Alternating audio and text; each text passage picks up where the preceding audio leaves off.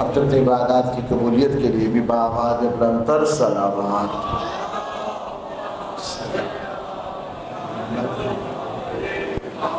اپنی دعاؤں کی قبولیت کے لیے بھی باآواز بلندتر صلوات. محمد. اپنے مرحومین کی بلندی درجات کے لیے بھی باآواز بلندتر صلوات.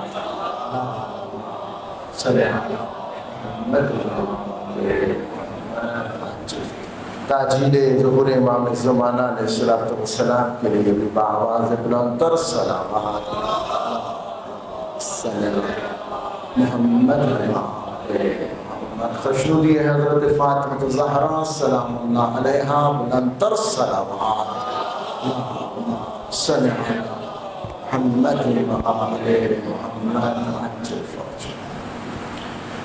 سب سے پہلے تو خالق مالک اس پروردگار جو رحمان ہے، جو رحیم ہے، جو غفار ہے، جس کا فضل و کرم ہم سب پہ جاری ہے، اس کا شکر بجا لاتے ہیں اور ہر سانس کے ساتھ اس کی تسبیح و تقدیس بجا لاتے ہیں اور درود بھیجتے ہیں محمد و آل محمد پر کہ پروردگار تو اتنے رحمتیں نازل فرما کہ جتنا تو قدرت رکھتا ہے ان ہستیوں پہ جن کی محبت میں تو نے اس دنیا کو خلق کیا، جو محمد و آل محمد کی ذات مقدسہ ہے، ان پر آپ سب بھی مل کے باآواز بلندتر صلوات بھیجیے. اللہم صلی علی محمد.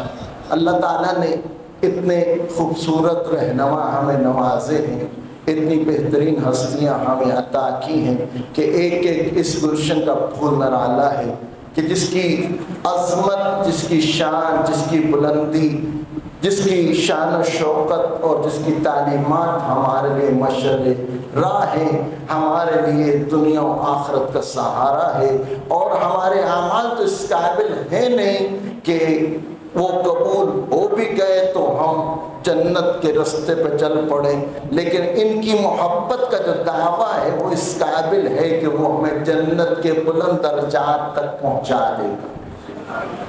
عزیزان گرامی، ہم عبادت بھی کریں تو اس میں ریاکاری آ جاتی ہے، ہم کوئی عمل بھی کریں تو اس کے اندر کسی کی غیبت، کسی کی چغلی، کسی کی شکایت یا پھر کسی کے خلاف جو ہمارا جو سلسلہ ہے اس کے اندر حسد شامل ہو جاتا ہے، اور کسی کے لیے جو برائی کا ہمارے اندر عنصر بھرا رہتا ہے کہ اس سے نہ ملے مجھے مل جائے. یہ ایسی چیزیں ہیں جو ہمارے نیک اعمال کو کھاتی رہتی.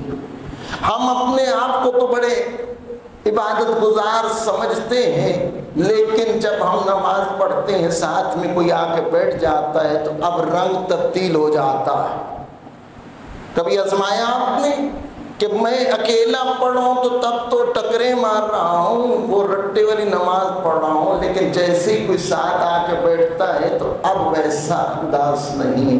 پہلے صرف خدا دیکھ رہا تھا، جیسی تیسی قبول ہو جانی تھی، اب تو دکھاوے کی پڑھ رہا ہے، ساتھ والے کو دکھا کے پڑھ رہا ہے. دیکھ کتنا خضوع و خشوع ہے، میرا رکوع دیکھ، میرے سجدے دیکھ، میری قرات دیکھ. اب جیسے رنگ تبدیل ہوا، اب اجر بھی یہی ملنا ہے جو تم نے نیت کر لی. الاعمال بالنیات. عزیزان گرامی، اسی لیے ہمیں حکم ہے کہ نیت کو زبان سے جاری کرو اور آخری وقت تک اس نیت پہ قائم رہو کہ اللہ اکبر کہا تو نیت کی قربتاً الی اللہ، کہ اللہ کی خوشنودی کے لیے عمل کر رہا ہوں. اور آخری وقت تک جب آپ وہ نیکی کر رہے ہیں، عبادت کر رہے ہیں، حکم ہے اسی نیت پہ قائم رہو کہ یہ عمل جو میں انجام دے رہا ہوں خالصتاً للہ ہے، اللہ کے لیے ہے اور کسی کے لیے نہیں. پھر اجر بھی خدا دے گا. تو عزیزان گرامی، ہمیں اپنی عبادات پہ ناز نہیں ہے. اگر ناز ہے تو ایک دعوے کا کہ ہم محب اہل بیت ہیں. جب آئمہ سے کہا گیا کہ مولا ہم آپ کے شیعہ ہیں. کہا یہ نہ کہا کرو کہ آپ ہمارے شیعہ ہیں، بلکہ کہا کرو آپ ہمارے محب ہیں. شیعہ جانتے ہیں کون کون ہیں؟ جناب ابو طالب شیعہ ہے، جناب زینب کبریٰ عالیہ شیعہ ہیں، جناب زہرا سلام اللہ علیہ شیعہ ہیں، جناب عباس شیعہ ہیں، جناب مالک اشتر شیعہ ہیں، جناب سلمان، جناب ابو ذر، جناب کمبر شیعہ ہیں. ہم پہنچ سکتے ہیں وہاں پہ؟ عزیزان گرامی، ہم محب ہونے کا بھی دعویٰ کر سکتے ہیں.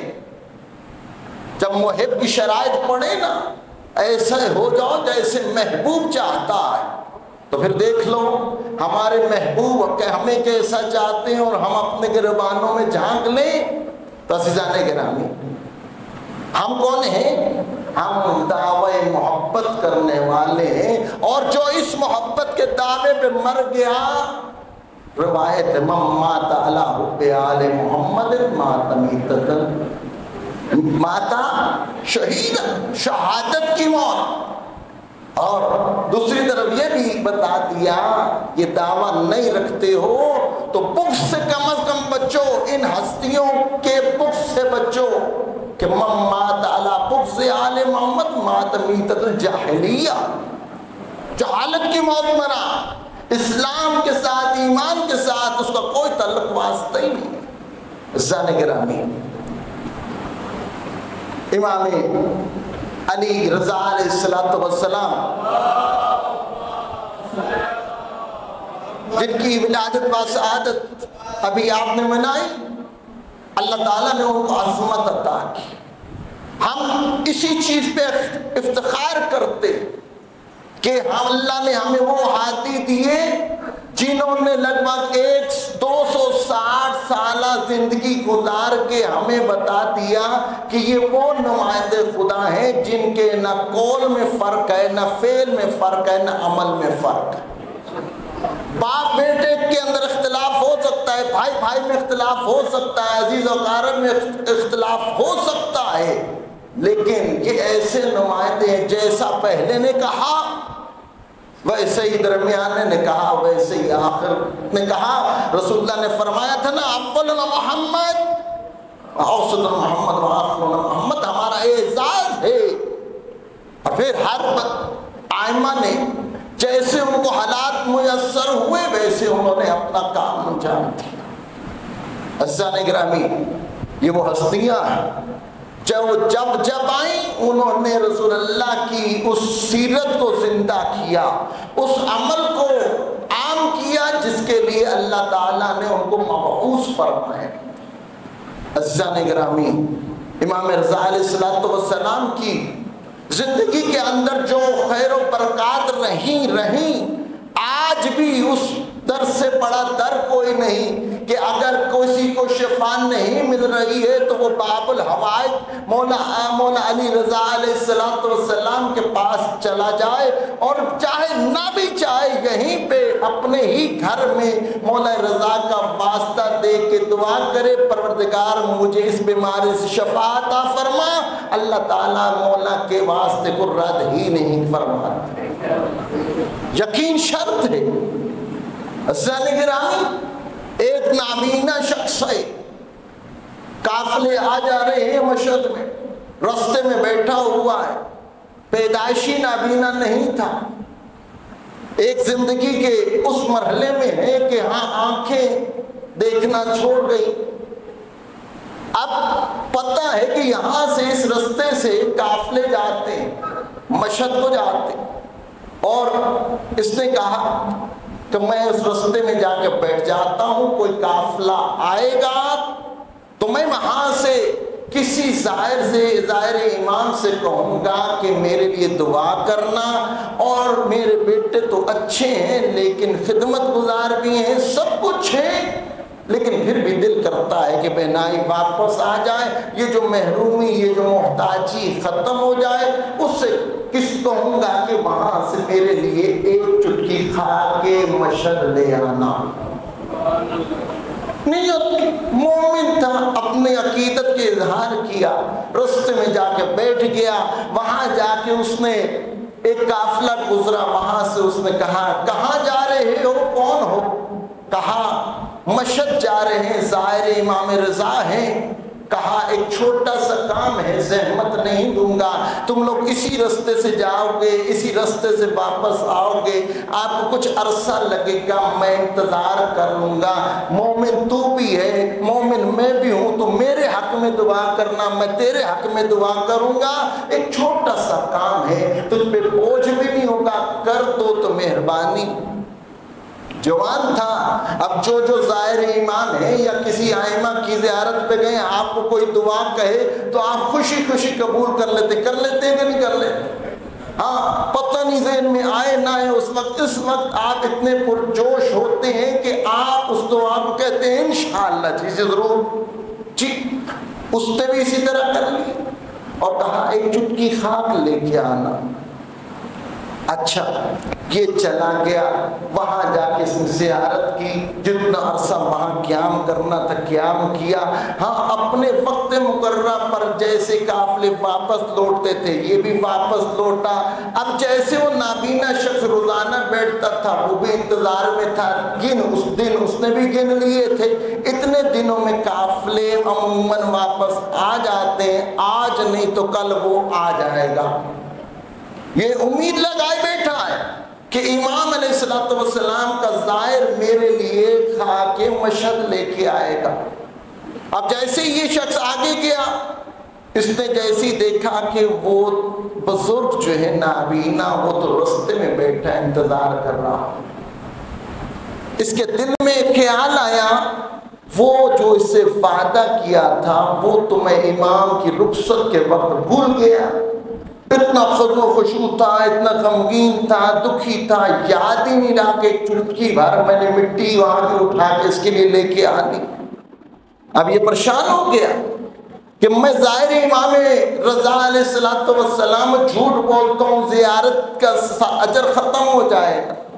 ہاں تو اب کیا کروں؟ کہا چپکے سے سلام کر کے نکل جاتا ہوں، اور آپ کو پتہ جس کی بینائی نہ ہو اس کی حس تیز ہو جاتی۔ اب جیسے ہی آگے گیا تو اس نے کہا السلام علیکم۔ اس نابینا نے کہا ظاہر امام رضا آ گئے ہو؟ وعلیکم السلام، خدا تیری زیارت کو قبول کرے، لا مجھے مٹی دے دے۔ ہاں، یہ تو بھول گیا تھا۔ اب ہوا کیا، اس نے کہا کیونکہ یہ نابینا ہے، یہ میں نے ہیلا کیا، یہ تو کام نہ آیا، پہچانا گیا ہوں۔ اب اس نے کیا کیا، اس نے چپکے سے تھوڑی سی وہیں سے خاک اٹھائی، کہا لو بزرگو یہ خاک جو ہے یہ رکھ لو۔ یہ نہیں کہا خاک مشہد ہے، کہا لے بابا یہ خاک رکھ لو۔ اس بزرگ نے انتظار نہیں کیا، اسی خاک کو اپنی آنکھوں کا سرما بنا لیا، اس کی بینائی واپس آ گئی۔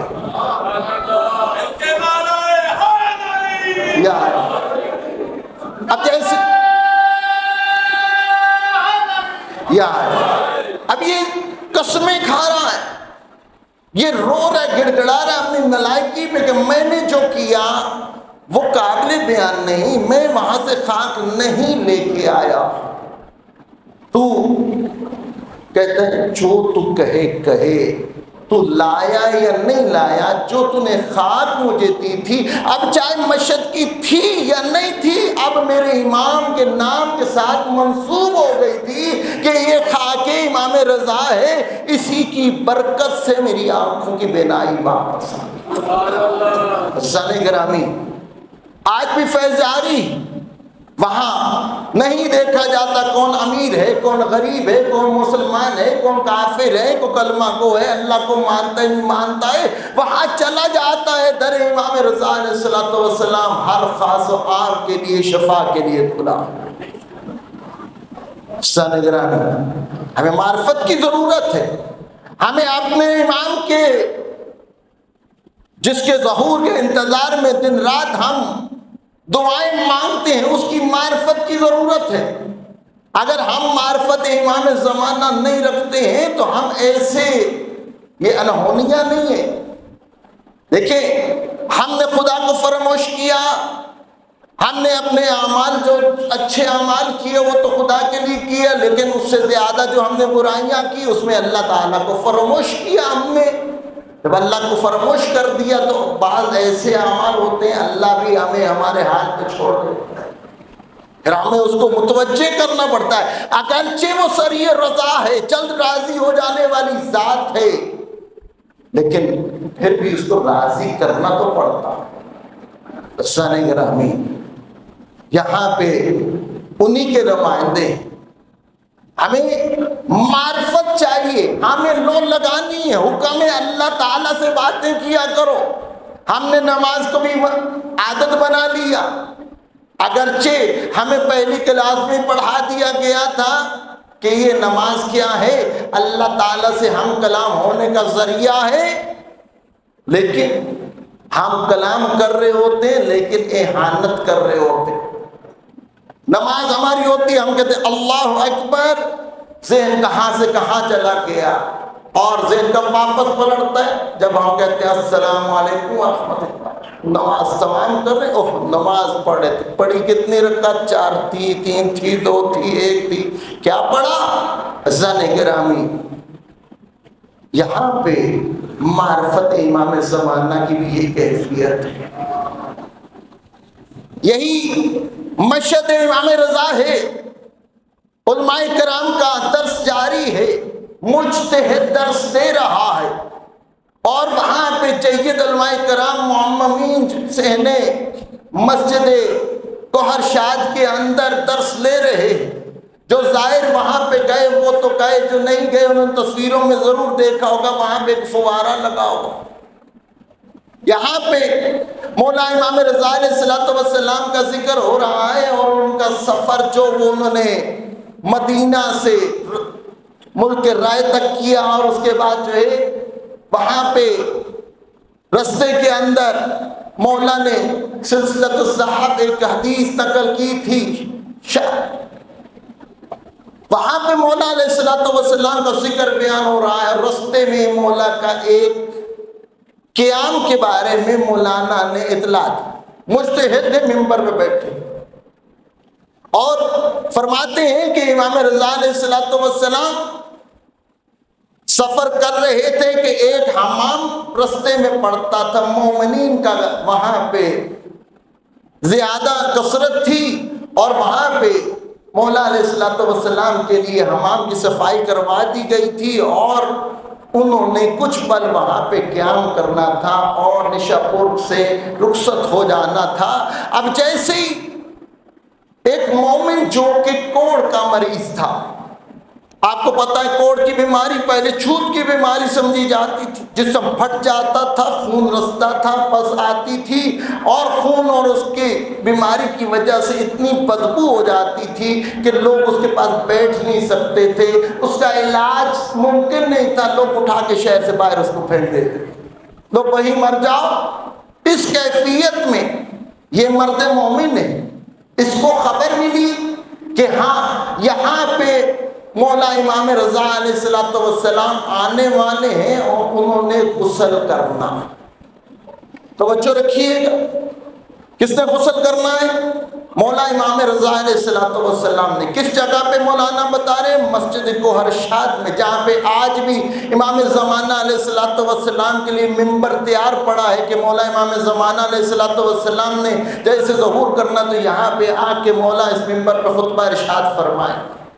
عزیزان گرامی، اب یہ مرد مومن دن کی روشنی میں تو دیہات میں داخل ہو نہیں سکتا تھا، البتہ اس نے رات کے پہر وہاں اس شہر میں گیا، جا کے اس نے اس حمام والے مالک کے پاس جا کے دستک دی اس کے گھر پہ، اور جیسے ہی دستک دی سامنے وہ فوراً سے کہتا ہے تو اور یہاں پہ؟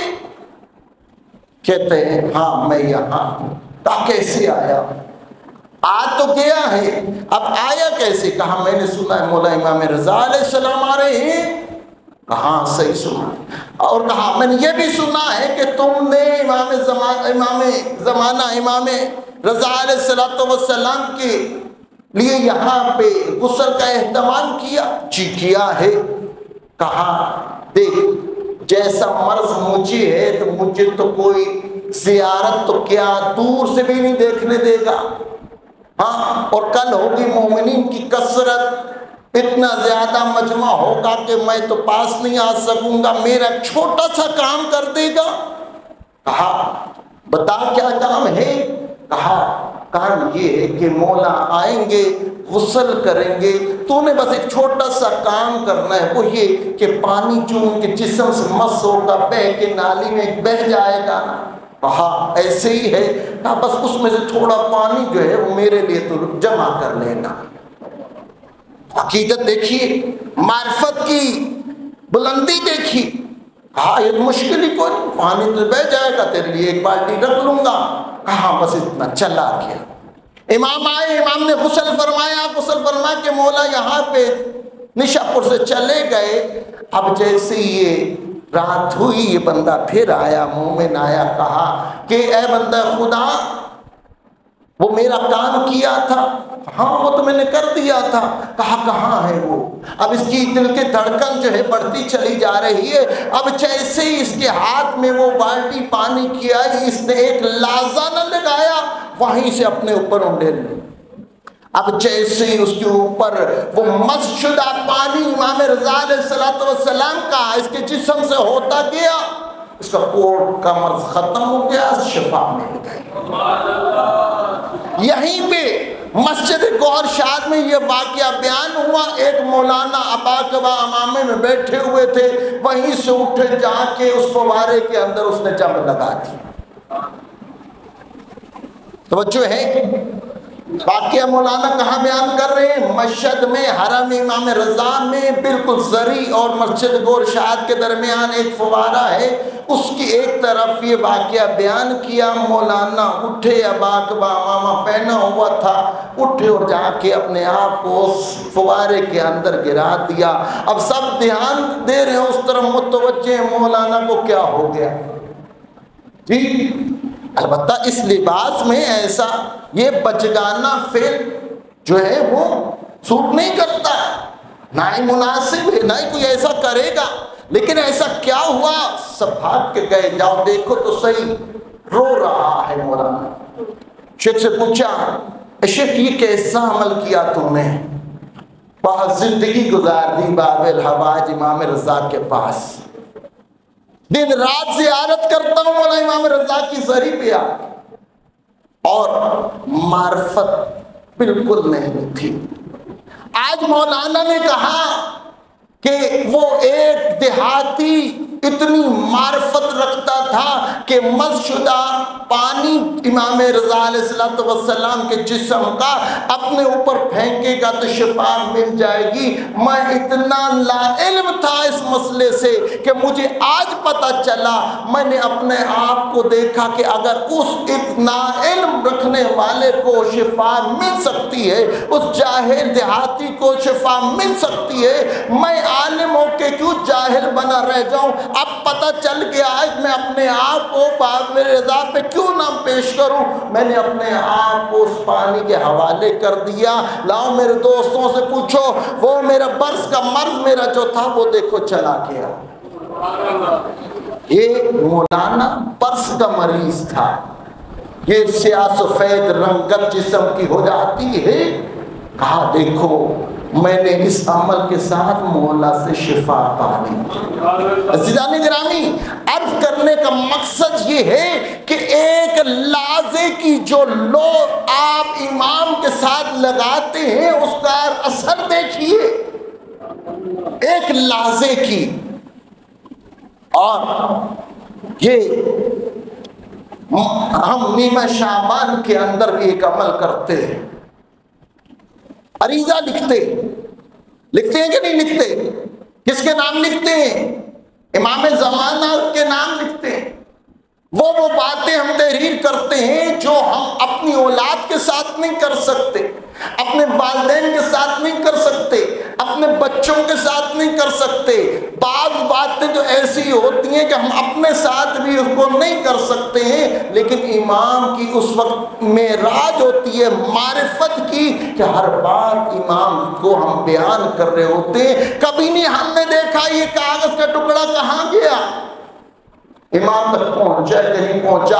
اگر سوال بھی کر لیا جائے یہ کہاں جاتا ہے تو ہم کہتے ہیں ہمارے امام اس سے زیادہ عظمت رکھتے ہیں۔ میں لکھ رہا تھا، میں لکھ نہیں رہا تھا، میں تو امام سے باتیں کر رہا تھا، یہ کاغذ جہاں مرضی جائے میری بات تو امام تک پہنچ گئی ہے۔ یہ معراج معرفت ہے، اور یہ وہ مشق ہے جو دن سال میں ایک دفعہ کروائی جاتی ہے اور بتایا جاتا ہے دیکھو سارا سال امام کے ساتھ اسی طرح جڑے رہو۔ عزیزان گرامی، جنگ جاری ہے۔ آج میں نے عرض کیا تھا یہ کوئی مسلمانوں کی اور کسی مسلمانوں کے فرقے کی خاص جنگ نہیں ہے، یہ اسلام اور کفر کی جنگ ہے، اور اس کا نتیجہ آپ کے سامنے روز بروز دکھ رہا ہے۔ آپ کے سامنے آج بھی فلسطینیوں کے ساتھ اگر کھڑا ہے تو وہ ملک کھڑا ہے جس کو سارے مسلمانوں نے، دنیا کے 56 کم از کم مسلمان ممالک نے اس کو کافر قرار دیا، اور وہ مسلمان جن کا تعلق ان کے مسلک کے ساتھ ہی نہیں ہے، آج دنیا یہ اعلان کر رہی ہے وہ شیعہ ہے، وہ سنی ہے، وہ مسلمان ہے یا نہیں ہے، کہ اگر کوئی حقیقی مسلمانوں کا خیر خواہ کوئی مسلمان سچا مسلمان ہے تو وہ علی ابن ابی طالب کے ماننے والے شیعہ علی ابن ابی طالب۔ یا عزیزان کرام، ایک بہت بڑا سانحہ، یہ اتفاقی ہوتا تو ہم اللہ کی مصلحت سمجھتے، کیونکہ جنگ چل رہی ہے، اور جنگ کا یہ جو معاملات ہوتے ہیں ان کو معمولی نہیں جان سکتے۔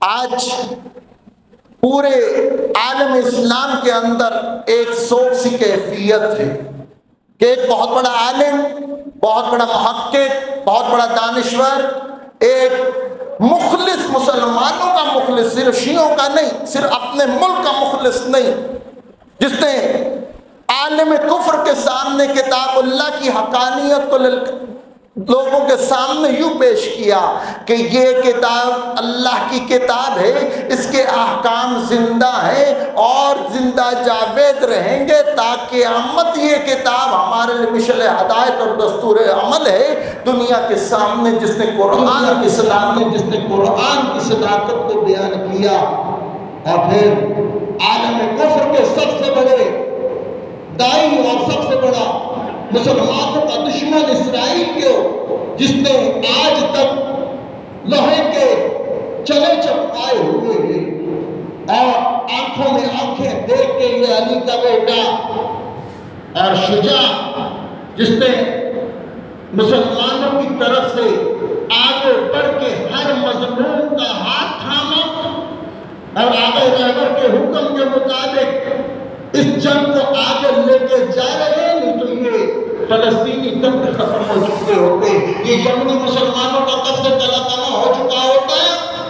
عزیزان گرامی، پھر باری ہماری بھی آنی تھی۔ عزیزان گرامی، ہمیں انہوں نے متوجہ کیا کہ ہمیں بارہا کہا جاتا تاکہ ہم اس سازش کو بھانپ سکیں کہ یہ ملکوں کی دشمنی نہیں ہے، یہ کسی چھوٹے سے علاقے پہ قبضے کا سوال نہیں ہے، بلکہ یہ عالم اسلام اور عالم کفر کی جنگ ہے، اور یقیناً انشاءاللہ یہ وہی جنگ ہے جس کی عنقریب سپہ سالار امام زمان علیہ السلام فرمائے۔ خدا امام زمان علیہ السلام کو ضرورت تعجیل عطا فرمائے، ہم ان کے شانہ بشانہ جو ہے اسلام کے اس پرچم کے نیچے اکٹھے ہو کے عالم کفر کے مقابلے میں ہم نکلے، اور انشاءاللہ وہ رسول اللہ کو وعدہ تو اس وقت تک قیامت نہیں آئے گی جب تک میرا آخری کام ظہور نہیں کر لے گا، اور وہ دنیا کو اس طرح امن و امان کا گہوارہ نہیں بنا دیتا جس طرح وہ ظلم و جور سے بھر چکی ہوگی، بلا ایک دن ہی تو باقی نہ رہ گیا ہو، اللہ تعالیٰ اس دن کو اتنا طویل کر دے گا کہ یہ وعدہ سچ ہو کے رہے گا۔ ہم تمام مومنین علامہ ڈاکٹر محمد حسین اکبر بانوی سرپرست ادارہ منہاج حسین کی طرف سے، تمام اراکین ادارہ منہاج حسین کی طرف سے، تمام مومنین جو حاضرین ہیں غائبین ہیں، ان تک سب کی طرف سے امام زمانہ کی خدمت میں اور رہبر معظم علی کامنائی کی خدمت میں اور ایرانی قوم کی خدمت میں تعزیت و تسلیت پیش کرتے ہیں، اور اس موقع پہ ہم ان پہ شانہ بشانہ کھڑے ہیں، اور انشاءاللہ جیسا کہ یہ رہبر معظم کی تاریخ ہے، ہسٹری اٹھا کے دیکھ لیجئے کہ اس بندہ خدا نے جب زبان سے کوئی الفاظ جاری کر دیے کہ ایسا کر دوں گا، تو دشمن بھی سمجھتا ہے اور جانتا ہے کہ جب سید کی زبان سے، حفظ اللہ کی زبان سے یہ کلمات نکل جاتے ہیں تو وہ اپنے پائے تکمیل تک پہنچا کے رہتے